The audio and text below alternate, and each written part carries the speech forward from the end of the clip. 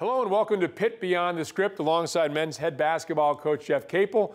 I'm Rob King, and boy, what a stretch of 6 days. First of all, 3 games in 6 days. That's a pretty demanding stretch from your team. No, it is. And if you look at, our schedule to start out, playing North Carolina, Louisville, NC State, and Florida State, 3 teams that are ranked in the top 20, and a Louisville team that went down to North Carolina and won.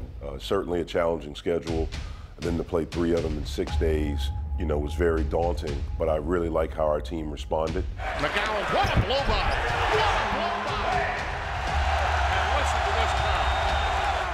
They throw it up at the buzzer. It's off the glass. The Panthers win it overtime. A signature victory for their first-year head coach, Jeff Capel. Obviously, we were able to get the win against Louisville and showed some grit, showed some toughness, showed some maturity. We went down and we gave ourselves a chance against a really good NC State team where we had a chance to win that game. And then I was really proud with a quick turnaround, how we were able to move on to the next play and come back and play maybe our best game of the year against Florida State. The Zoo is back in full effect tonight. Pittsburgh put away the number 11 team in the country. Florida State goes down. I'm going to ask you about Trae McGowan in a little bit. We have a feature on him coming up, but I did want to ask you about the importance of that Louisville win. It had been a long time since Pitt had won an ACC game. Was that a little bit of a lifting experience, a little bit of the monkey off the back experience? It was a big win for us, and I think the manner in which we did it, I think made it even bigger. From the fact that we had a 16-point lead, they came back, and the game goes to overtime. And in that moment, as we were in the huddle, I could see their faces, and we were dejected. And I kept thinking in my mind a little bit like our returning guys are going to be thinking about NC State last year when they had a 15-point lead and they blew it. And that was one, I think, last year they felt like they could have won and should have won. And then right away, Louisville comes out the first possession and hits a 3. And I think one of the biggest shots of the year for us was the very next play. Xavier Johnson comes down and hits a 3 and ties it up. And I thought that kind of, we got punched in the gut. And I thought that, we got up off the mat and we came back fighting. And for us to be able to pull out that win under those situations was huge for us. That's a great learning experience, right? And then NC State, a different kind of learning experience. It looked like for most of the second half, like you're going to hold them off and come up with a big upset victory. It didn't happen. How did that help you down the stretch against Florida State? I think being at home certainly helped. That helped out a lot. Our first ACC road game and life on the road in this league is difficult. And in the NC State game, we did a lot of really good things.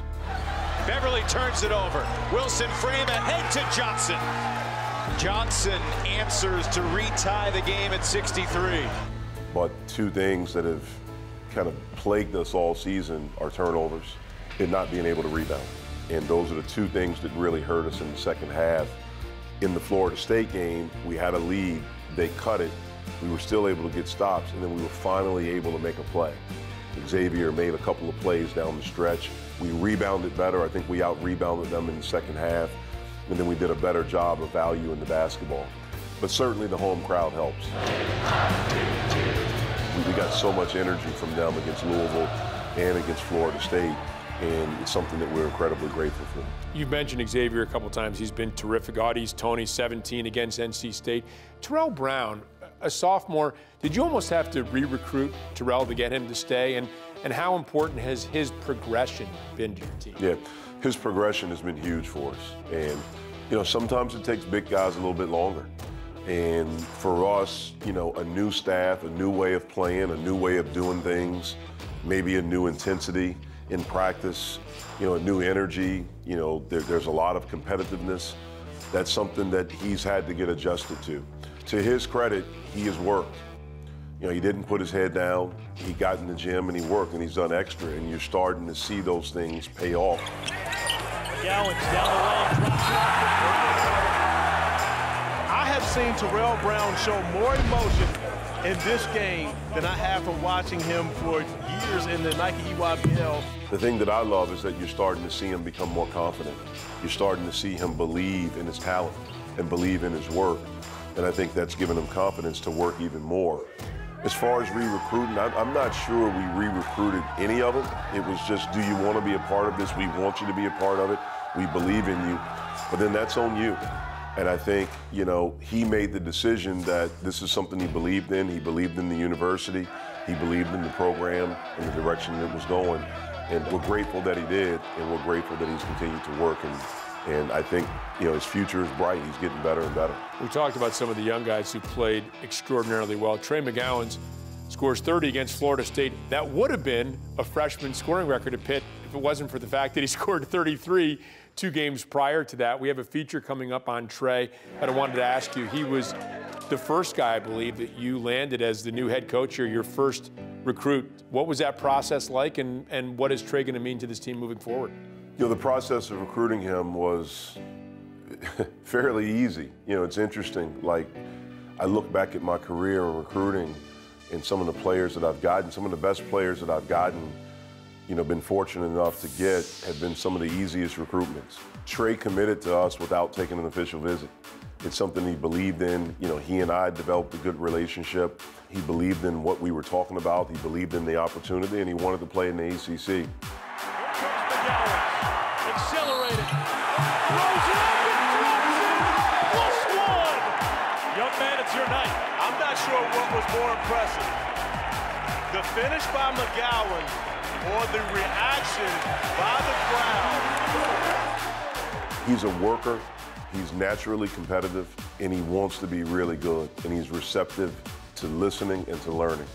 And because of that, we felt like that he would come in and be able to contribute right away.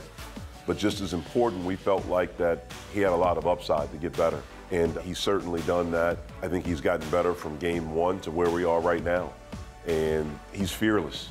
You know, he'll fling his body around, and he doesn't do everything right. He still makes some mistakes, but they're mistakes of him trying to go hard.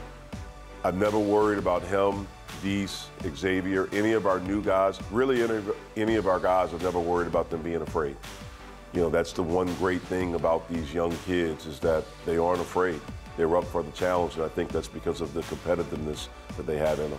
Coach, a few people would have forecast a 2-2 start in the ACC. It's been a lot of fun watching it. Thanks very much. Appreciate it. All right, stick around. We have more coming up, including the feature on Trae McGowan. We're also going to be talking with Coach White, the women's head basketball coach, when we return on Pitt Beyond the Script.